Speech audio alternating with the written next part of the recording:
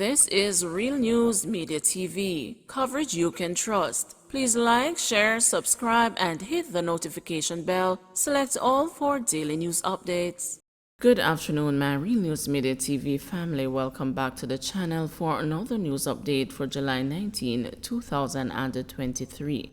And in the news this afternoon, bar operators in St. Elizabeth irate over increase in robberies. Bar operators in southern St. Elizabeth are complaining that they are under siege from robbers and the police have failed to protect them. One business operator told the news that the latest ring of incidents occurred between Sunday and Monday, where two bars were hit presumably by the same robbers. The robbery victim went on to lament the inaction of the police, though a report was made and the robber left evidence behind. "Them robbed my bar about 9:02 p.m. on Sunday. Then robbed a bar on Flaggerman at 9:30 the following day. I went to the Junction police station and made a report.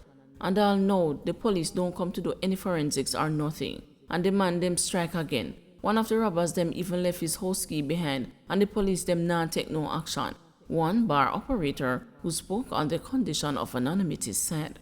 The robbers have been hitting bar establishments along the south coast of St. Elizabeth in areas such as Southfield, Flaggerman, Bull Savannah, Alligator Pond, Lane, Downs, New Forest, Sea Air, Malvern, and Bellevue.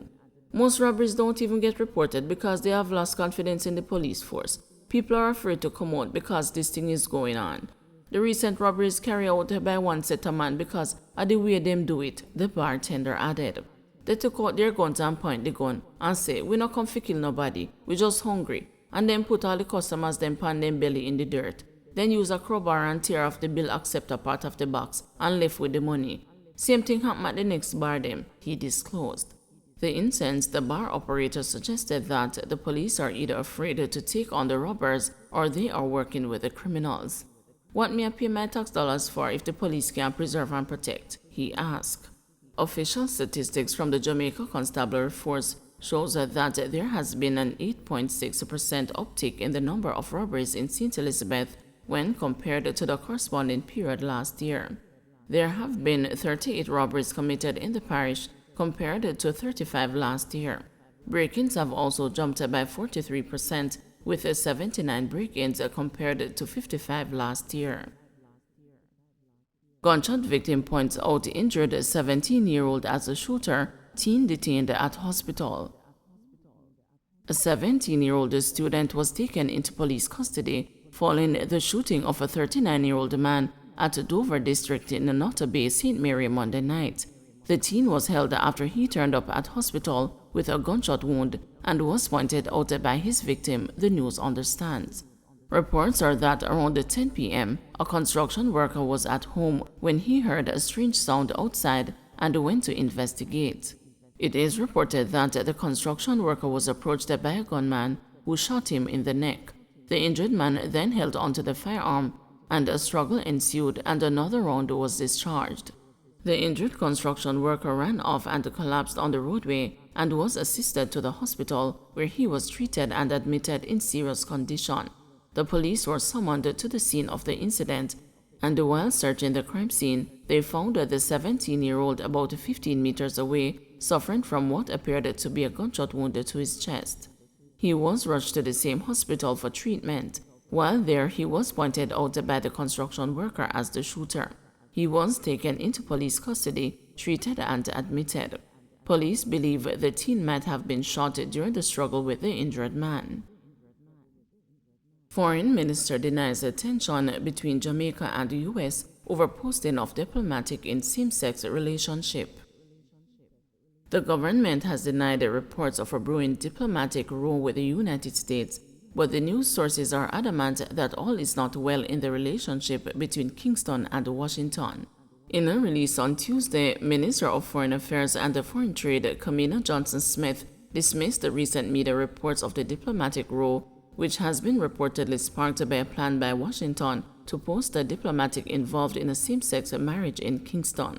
While not responding directly to the report that the government's refusal to grant diplomatic immunity and the privileges to a same-sex married partner of the American diplomat has irked Washington, Johnson said that Jamaica is playing by the rules.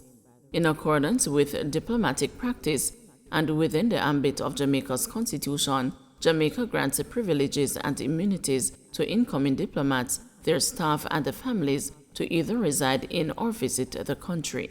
All requests made to the Foreign Ministry are considered within this context.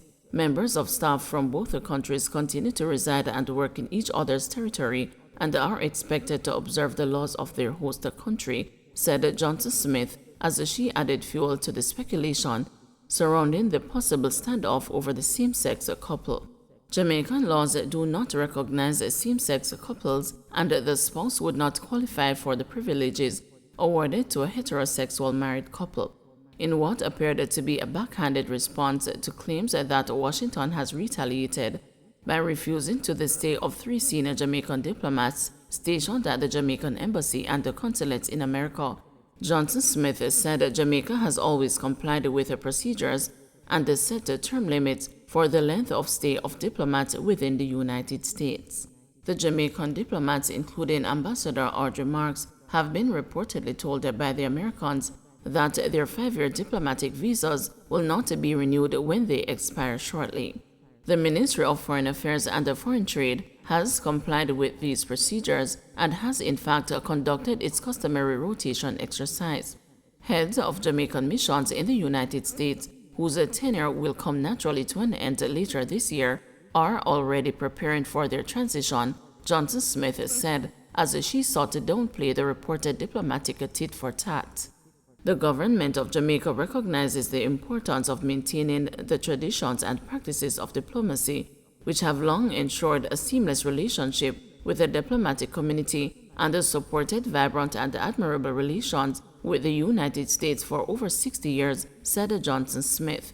The people-to-people relations between Jamaica and the United States have been a most successful era of cooperation, and we look forward to their continuation.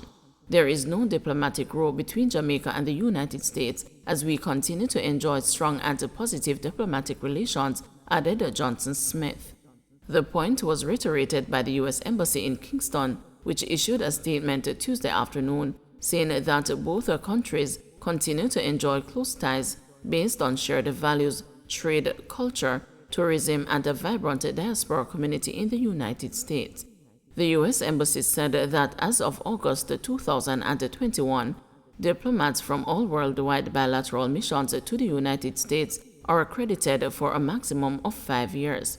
At the conclusion of the 5-year period, in the absence of a waiver approved by the State Department, the diplomats are expected to end their tour with the bilateral mission and depart the United States.